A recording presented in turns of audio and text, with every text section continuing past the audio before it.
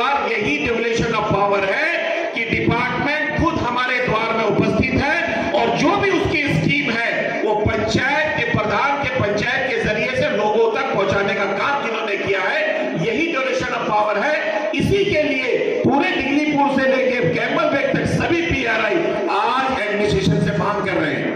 और आज इससे पहले ही आज हमारे जो ट्रांसपोर्ट के जो डिपार्टमेंट है उन्होंने ये करके दिखाया है और आज से नहीं, ये कई दिनों से चल रहा है। पहले जो हमारे चीफ यूनियन के प्रेसिडेंट हरीफ भाई हम सब मिलकर ऑर्डर रखने ये स्टार्ट किए थे, फिर निमल्लीगढ़ में हुआ, आनंद भाई ने जब जाके सेक्रेटरी साहब से रिक्वेस्ट किया तो उन्होंने दाएं ना बाएं कुछ नहीं देखा, तुरंत उन्होंने अप्रूवल दिया कि हाँ आपके वहां पे मैं जरूर करूंगा। तो मैं कहता हूं कि ये जो चीज जो यहाँ पे ट्रांसपोर्ट डिपार्टमेंट आज खुद हमारे यहाँ पे आके जो अपनी फैसिलिटीज दे रहा है, मैं ये समझता हूं इसकी फैसिलिटीज को रेस्पेक्टेड सेक्रेटरी ट्रांसपोर्ट, यहाँ पे मौजूद दोनों ग्राम पंचायत के प्रधान जी, आरटीओ के ऑफिसर्स और आप सभी ग्रामवासियों को मेरा नमस्कार। तो आज के दिन में अगर देखा जाए तो अंडमान का जो ट्रैफिक कंडीशन है वो आप सबको ही पता है। आप भातू बस्ती जाओगे, बाजार जाओगे, आपको देखने मिलेगा कि किस तरह से ट्रैफिक बढ़ गया है। तो पहले के मुकाबले आज से 10 साल पहले आप देखोगे तो उतना ट्रैफिक नहीं था, लेकिन आज के दिन ट्रैफिक का जो मात्रा है, जो कंजेशन है, बहुत ज़्यादा हो गया है। तो हमारे पास ऐसा है कि रोज़ व्हीकल्स बढ़ रहे हैं लेकिन एरिया जो है वो सीमित है, वो बढ़ नहीं रहा है, वो वैसा का वैसा ही है। तो हमारे पास अभी चैलेंजेस क्या आ रहे हैं? चैलेंजेस ये है कि हमारे पास में पार्किंग एरियाज़ की कमी हो गई है। रोड जो पहले जो इतने ट्रैफिक जाम्स नहीं होते थे, अभी रेगुलर ट्रैफिक जाम्स हर जगह हो रहे हैं। आज के टाइम में आप 6 बजे से 7 बजे भातू बस्ती की तरफ जाइए, आपको भातू बस्ती से भातू बस्ती मार्केट पहुंचने में कम से कम आधा घंटा लग जाता है, ठीक है। और वही जगह अगर आप स्कूल टाइम में जाओगे तो वहाँ आपके लंबा लाइन एरिया में भी आपको बहुत वेट करना पड़ता है डेयरी फार्म जंक्शन के। तो ये सब मतलब ये सब चीज़ हमें आगाह कर रहे हैं कि आगे जाके भी बहुत ज़्यादा ट्रैफिक कंजेशन होगा। तो इसका मेन रीज़न क्या है? मेन रीज़न ये है कि पब्लिक अवेयरनेस नहीं है, पब्लिक सेंसिटाइज नहीं है। से डिक्लाइन हो जाएगा। आपको अगर आपका गाड़ी इंश्योर्ड नहीं है तो 50 लाख तक आपको देना पड़ेगा। और ये 50 लाख कहाँ से आएगा? अगर आपके पास नहीं है तो आपका मूवेबल इमूवेबल प्रॉपर्टी जितना है वो सभी कोर्ट जो है सीज करके ये करके, अगर उसमें भी नहीं हुआ तो आपको जेल भी हो सकती है। तो ये इतना डेंजरस है। और अगर आप इंश्योरेंस अगर प्रॉपर्ली भरेंगे तो वो तरफ से आपको बेफिक्र रह सकते हैं। आनंद जी, शफीक भाई, रिप्रेजेंटेटिव एएनपी ट्रैफिक पुलिस, हमारे डिप्टी डायरेक्टर विनय, डॉक्टर अम्बेडकर जो हमारे यहाँ के मेडिकल ऑफिसर हैं, मीडिया से आए लोग, इस एरिया के प्रबुद्ध नागरिक, स्कूल से आए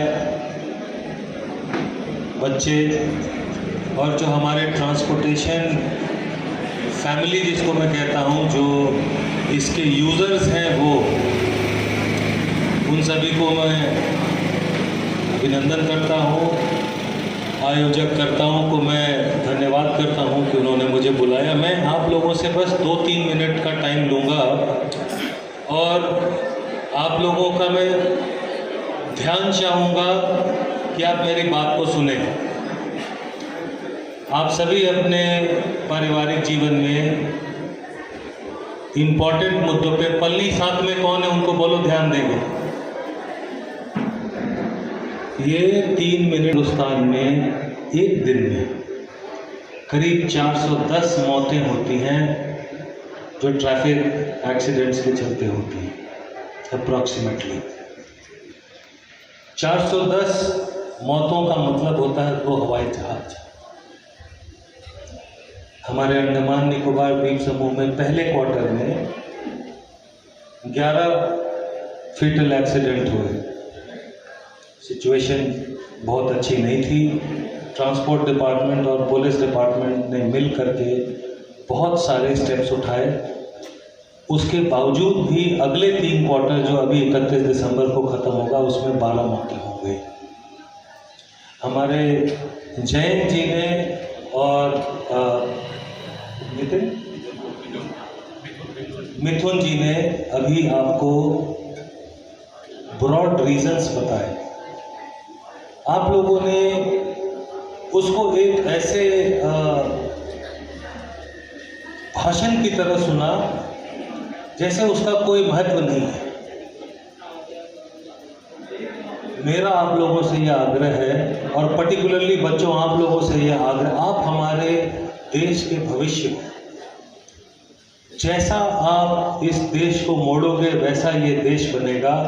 तो मेरा आप सभी लोगों से ये विनम्र आग्रह है कि आप ये जो दो लोगों ने आपको बताई, और अभी डॉक्टर साहब आपको थोड़ी देर में मेडिकल एस्पेक्ट ऑफ रोड फैटिलिटीज के बारे में बताएंगे, उसको थोड़ा प्लीज सुनिएगा, उस पर गौर कीजिएगा, उसको तवज्जो दीजिएगा।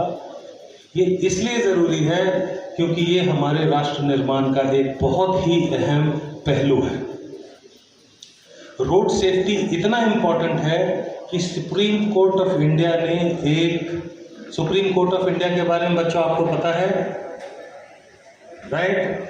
तो सुप्रीम कोर्ट ऑफ इंडिया ने एक कमेटी बनाई है जो इसको क्वार्टरली बेसिस पे हर स्टेट को मॉनिटर करती है, और उसमें हम लोग अपने सारे क्वार्टरली रिपोर्ट सबमिट करते हैं।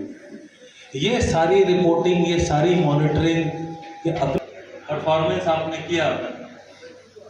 मैं 5 साल की उम्र से लेकर के जब तक मैं कॉलेज में हॉस्टल में नहीं गया, मैं झारखंड में रहा था, तो मैं आपकी भाषा समझ रहा था, आपके गीत को समझ रहा था।